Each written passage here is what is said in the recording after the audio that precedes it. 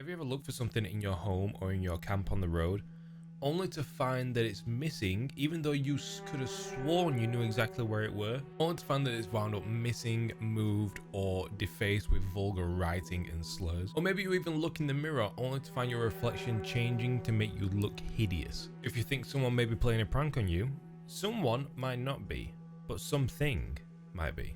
Today we get to dive into the many varieties of the Mephits.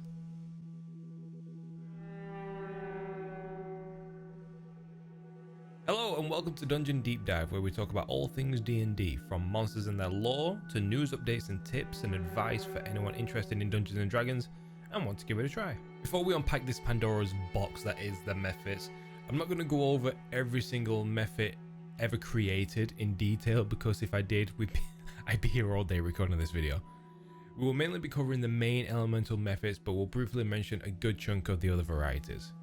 Okay, so the Mephit first made its appearance in D&D in 1st edition in the White Dwarf magazine number 13 as, in quotations, imps. This included the Fire Imp, the Molten Imp, the Smoke Imp, and the Steam Imp. They then got renamed to Mephits in the 1981 original Fiend Folio, which we've covered before on a couple of videos so far. The Ice Mephit and the Mist Mephit then made their appearance in the 1984 Eyes of the Serpent adventure module. In 1994, the Air Mephit, the Ash Mephit, the Dust Mephit, the Earth Mephit, the Lightning Mephit, the Magma Mephit, the Mineral Mephit,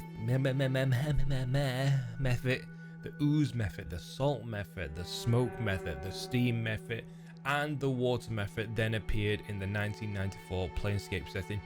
Planescape Monstrous Compendium Appendix. They then later got reissued into future editions, and then the Mud Mephit got introduced into the 5th edition Monster Manual. In 4th edition, Mephits started out mainly as familiars, but then later the more common Mephits like the Fire, Water, Earth Mephits were then released with monster stat blocks in Dungeon Magazine 421. Mephits are 4-foot tall humanoids with some resemblance to imps from the Hells, but these creatures are more of an elemental base than they are infernal. Each Mephit, depending on what element it's from, has a characteristic of that element in its appearance. For example, the Air Mephit looks similar to other Mephits, except it's got pale white skin, and instead of legs it has 2 small little whirlwinds that just whirl around underneath it. There are not any Mephits that are from the material plane. Each type is from the plane of its element.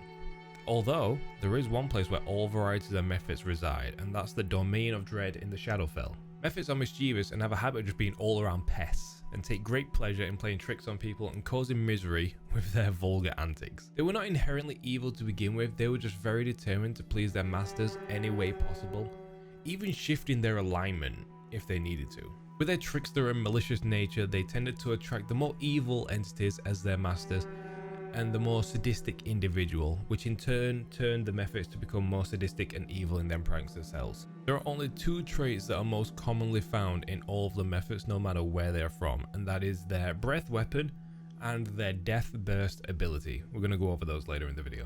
I have a list here of different Mephits that I've found online. I'm just going to run through the list for you really quick. We have the Fire Mephit, the Water Mephit, the Air Mephit, the Earth, Salt, Ash, Steam, Ooze, Magma, Lightning, Ice, Dust, Smoke, Mist, Mineral, Glass or Mirror Mephit, whichever you prefer, and the Sulfur Mephit.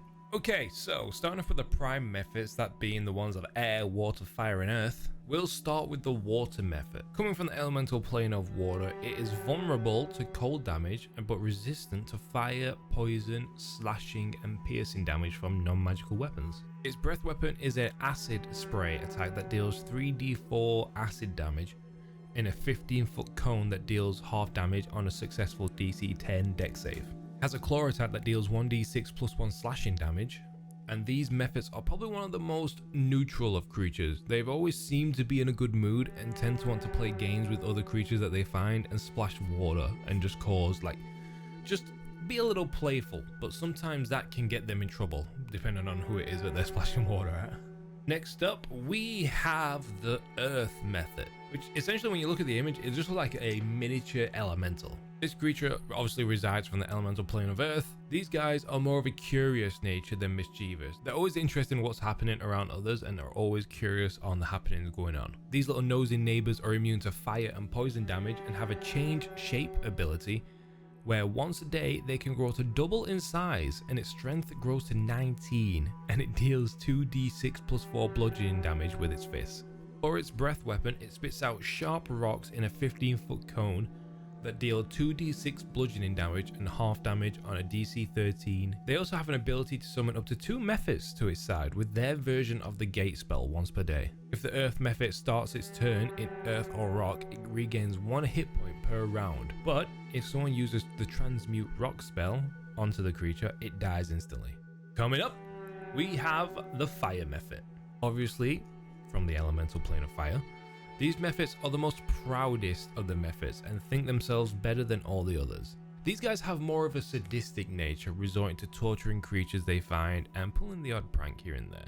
So these guys are the ones that are more suited towards like the evil wizards or the evil bad guys. They're again immune to fire and poison damage, but are also vulnerable to cold damage. They have an ability to heal 1 hit point around if there are any flames nearby, and if they are in close proximity to it. They obviously have a fire breath attack that deals 3d6 fire damage in a 30-foot cone and deals half damage on a successful DC 11 dex save. I think this is the biggest cone out of all the Mephits that has a breath weapon. It also has an ability to cast the heat metal spell at will. Its claw attack, as well as dealing 1d4 damage, also deals 1d6 fire damage, and when it drops to 0 hit points, it deals 1d10 fire damage to anything within 5 feet of it and half damage on a successful DC 11 dex save. Next up, we have the little tufts of wind that are the Air Mephits. Air Mephits tend to be more cautious and skittish, and they're not ones to usually initiate a fight. Instead, they tend to run away from it. They're immune to fire and poison damage and have the ability to cast Blur as well as Gust of Wind once per day.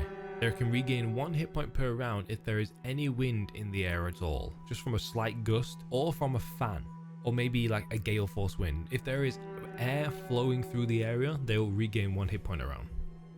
For the Air Mephit's breath ability, it exhales air in a 15-foot cone, and each creature in the area must succeed on a DC 11 strength saving throw or be pushed up to 5 feet away and forced prone. When this Mephit dies, it bursts into a ball of wind where each creature within 5 feet of the Mephit must succeed on a DC 11 dex save or take 1d4 bludgeoning damage and be forced prone. Moving away from the prime Mephits, we have the Salt Mephit. These guys are the more sour and sadistic of the Mephit kind. These guys enjoy the ability of taunting other creatures for its amusement. Salt Mephits are only immune to poison damage, unlike the others who have more than 1 immunity, and they have an ability called Dehydrate, where they draw moisture from an area centered on itself.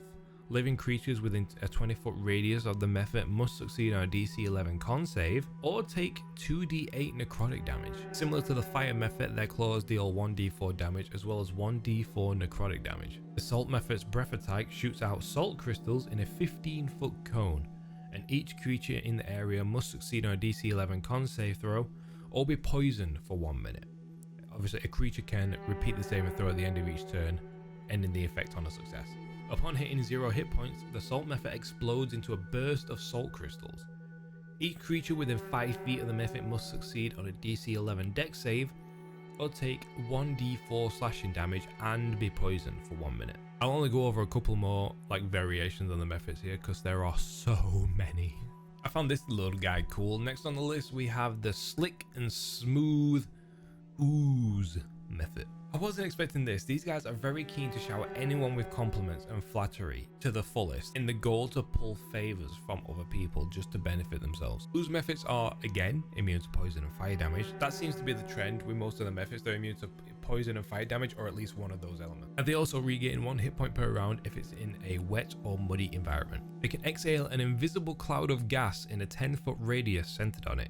Each creature in the area must succeed on a DC 11 con save or suffer the same effect as a stinking cloud spell.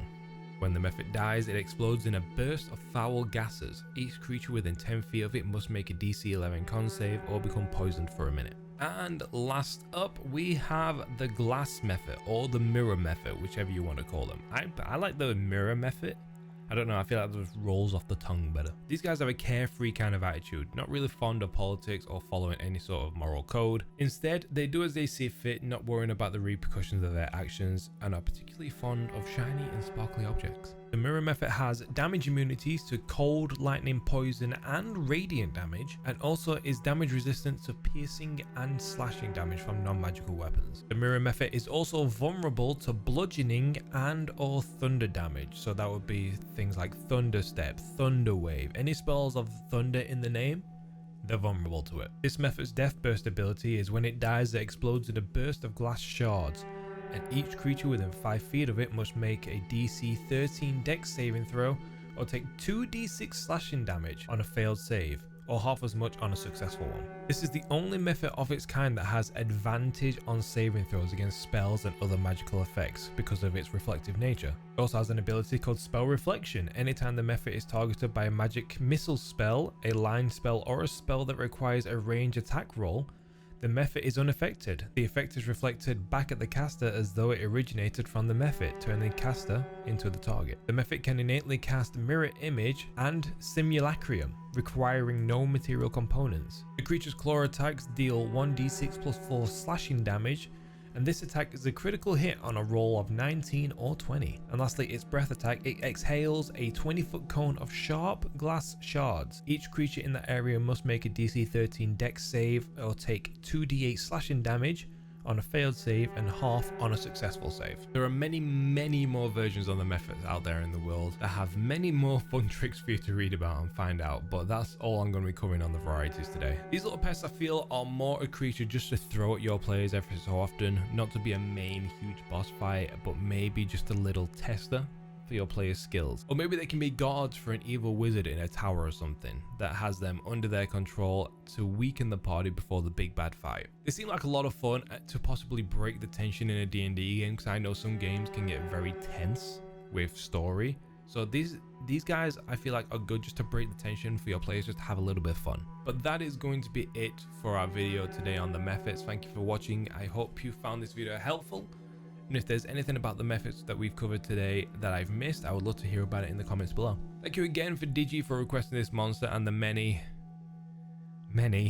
varieties out there. I'll leave a link to all the websites I've used for my research on this topic so you guys can read through it yourself. What monster should I cover next? Let me know in the comments below and I will add your comment at the end of the video. You can find links to all my socials down below to keep up to date with all the latest videos. Thank you again for watching and I'll see you all in the next one.